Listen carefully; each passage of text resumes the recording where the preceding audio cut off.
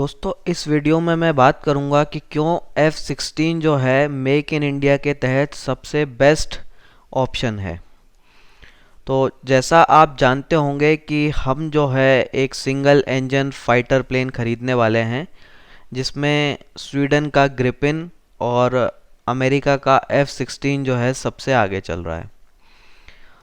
मैंने पिछले वीडियो में दोनों का कंपैरिजन किया था, जहां पे हमें ग्रिपिन जो है थोड़ा सा बेहतर लग रहा था। पर अगर मैं मेक इन इंडिया वाली बात करूं तो F-16 जो है सबसे बेहतर ऑप्शन है। ऐसा क्यों है? F-16 जो है दुनिया का मोस्ट कॉम्बैट प्रूवन एयरक्राफ्ट है। ये जो है ये कई लड़ाइयाँ लड़ चुका है, बहुत सी लड़ाइयों में इसने हिस्सा लिया है और बहुत ही अच्छा परफॉर्मेंस जो है इसका रहा है। यूएस एयरफोर्स जो है इसको 2025 में रिटायर करने का उनका प्लान था, पर अब जो है उनका प्लान चेंज हो गया है। वो इसको 30 साल और यूज़ करने वाले हैं। ऐसा इसलिए क्योंकि F-22, F-35 जैसे फिफ्थ जनरेशन के जो प्लेन हैं वो काफ़ी महंगे हैं, उनको ऑपरेट करना काफ़ी खर्चीला काम है और उनकी ज़रूरत जो है वो स्पेशल ऑपरेशन में ही है।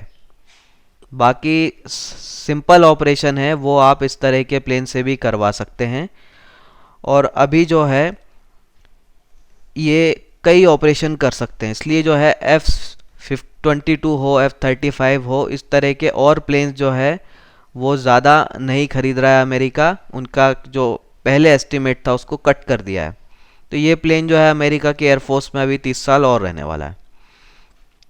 इस प्लेन की बहुत ही ज़्यादा ग्लोबल डिमांड है। ये मिडिल ईस्ट में, साउथ अमेरिका में, यूरोप में काफ़ी ज़्यादा पॉपुलर है और अभी भी बहुत बढ़िया इसकी डिमांड है। करीब 4,500 से ज़्यादा प्लेन जो है इस समय दुनिया भर के 25 से ज़्यादा देशों की वायु सेनाओं में ये काम कर रहे हैं।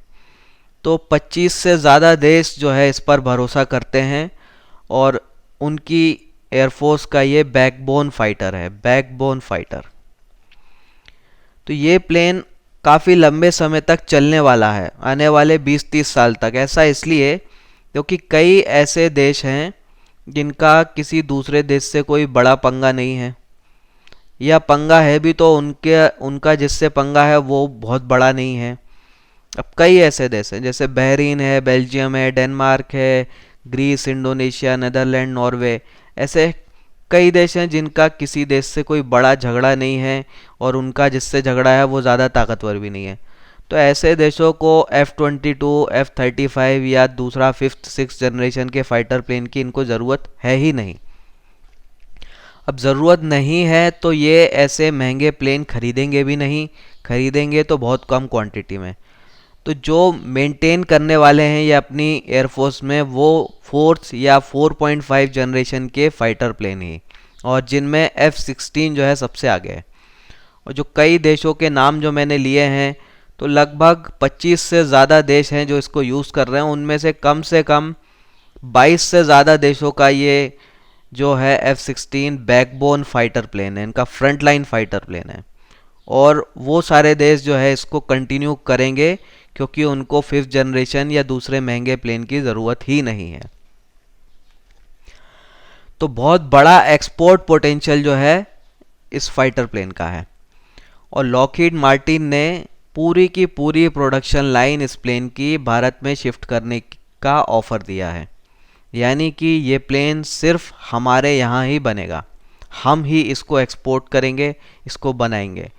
और ना सिर्फ इस प्लेन को बल्कि इसके स्पेयर पार्ट्स वगैरह, इसके लॉजिस्टिक्स वगैरह सारा काम जो है हम ही करेंगे। तो ये चीज़ होती है तो हम जो है दुनिया के बहुत बड़े एक्सपोर्टरों में से एक हो जाएंगे फाइटर प्लेनों के। ये चीज़ जो है हज़ारों लोगों को हमारे यहाँ नौकरियाँ देगी।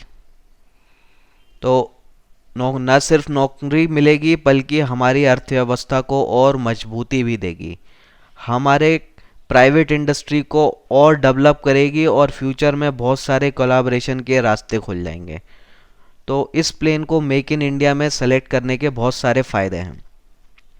अगर हम ग्रिपिन को करते हैं तो वो फ़ायदे नहीं मिलेंगे क्योंकि ग्रिपिन की ग्लोबल डिमांड इतनी नहीं है और ना फ्यूचर में होगी। F-16 का जो अपग्रेड हुआ है, जिसका नाम ब्लॉक 70 है या 72 है, इसमें कई बहुत बेहतरीन अपग्रेड किए गए हैं। कुछ ऐसे अपग्रेड भी किए गए हैं जो कि 5th जनरेशन वाले फीचर्स के हैं। जैसे इसमें APJ-83 scalable agile beam radar लगाया गया है। ये एक AESA रेडार है और इस रेडार का जो सॉफ्टवेयर है, हार्डवेयर है, वही F-22 F-35 में इस्तेमाल किया गया है। तो ये जो है टारगेट्स को ऑटोमेटिकली आइडेंटिफाई कर सकता है, उनको एंगेज कर सकता है रेडार गाइडेड मिसाइल से। तो ये जो अपग्रेड है ये बहुत इम्पॉर्टेंट अपग्रेड है। ये इस प्लेन को काफ़ी एडवांस बना देता है ये अपग्रेड। इसमें नया मिशन कंप्यूटर यूज़ किया गया है जिससे बहुत ही फास्टर प्रोसेसिंग हो रही है। तो ये जो है 5th जनरेशन वाला कुछ फीचर आ जाता है इसमें। और इस प्लेन की बात करें यानी कि ब्लॉक 70 की, तो ये अब तक का सबसे एडवांस F-16 का वर्जन है जो कि बनाया गया है। पाकिस्तान के पास भी ये F-16 है और एक रीज़न जो है हमने इस प्लेन को पहले कभी नहीं ख़रीदा वो यही था कि पाकिस्तान के पास भी था। तो हमारी एयरफोर्स कोई भी ऐसी चीज़ नहीं लेना चाहती थी जो कि पाकिस्तान के पास हो। हम हमेशा पाकिस्तान से के पास जो है उससे सुपीरियर चीज़ ही प्रेफर करते रहे। तो अमेरिका के ऑफ़र के बावजूद हमने इसको कई बार रिजेक्ट किया और इसीलिए अमेरिका ने जो है हमें ये ऑफ़र किया है जो कि सबसे लेटेस्ट है और पाकिस्तान से जो के पास जो है उससे बहुत ही ज़्यादा लेटेस्ट है।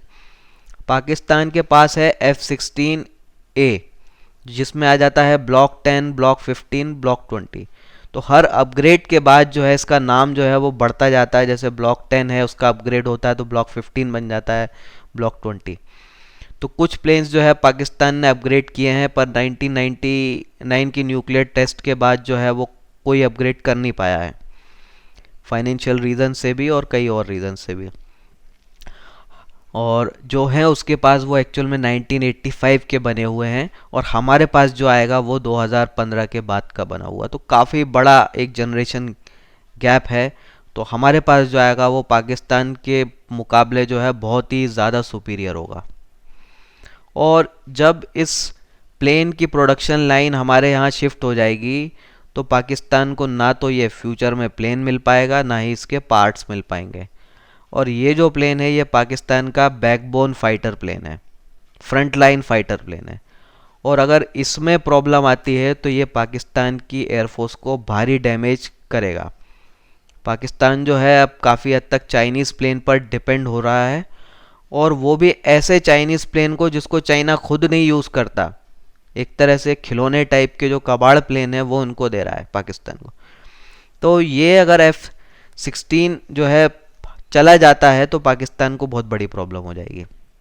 तो ये बहुत बड़ा एडवांटेज होगा हमें अगर हम F-16 को हमारे यहाँ ही बनाना शुरू कर दें।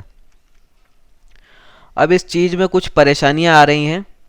परेशानियाँ ये आ रही हैं कि कुछ जगह ऐसे तर्क दिए जा रहे हैं जो कि इसके फेवर में नहीं है। जैसे कि इसका इंफ्रास्ट्रक्चर, इसको बनाने में हमें 3 से 5 साल लगेंगे, हमें लोगों को ट्रेन करना पड़ेगा, इसमें 3 से 5 साल लगेंगे।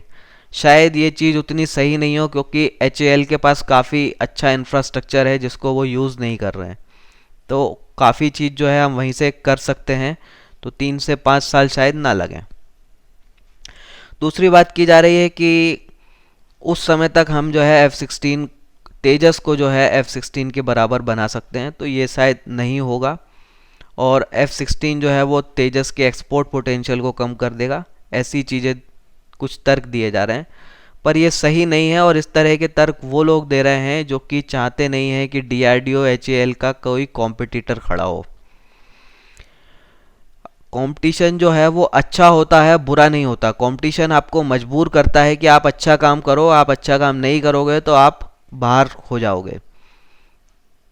लेकिन कंपटीशन बढ़ने से अगर आप सही काम करते हो तो वो आपका कोई नुकसान नहीं करता। जैसे मारुति का कोई नुकसान नहीं हुआ, हुंडई के आने से, फोर्ड के आने से, निसान रेनॉल्ट के आने से मारुति का कोई नुकसान नहीं हुआ क्योंकि मारुति ने खुद को अपग्रेड कर लिया। पर हिंदुस्तान मोटर्स जो कि एम्बेसडर बनाती थी वो खुद को अपग्रेड नहीं कर पाई और वो ख़त्म हो गई। तो अगर कॉम्पिटिटर आते हैं तो DRDO HAL भी अच्छा काम करने को मजबूर होंगे। तो ये चीज़ जो है मैं इसको पॉजिटिव मानता हूँ, नेगेटिव नहीं। एक और समस्या जो आ रही है वो ये है कि लॉकहीड जो है वो कम से कम 140 प्लेन चाहता है कि 140 प्लेन के ऑर्डर मिले तभी वो प्रोडक्शन लाइन शिफ्ट करेगा, तभी उसको उसको शिफ्ट करने में कुछ फ़ायदा है, नहीं तो उसको नहीं हो पाएगा फ़ायदा। अब हम जो है ये 140 का ऑर्डर हमें थोड़ा बड़ा लग रहा है क्योंकि हम चाहते हैं कि हम तेजस के भी बहुत ज़्यादा ऑर्डर दें, तो उतने फिर जो है ज़रूरत से ज़्यादा के हो जाएंगे, तो ये एक इशू खड़ा हो रहा है। पर 140 प्लेन लेते हैं तो कोई प्रॉब्लम नहीं होनी चाहिए। दूसरा जो है कुछ पॉलिटिकल डिसीजन जो है वो अटके हुए हैं।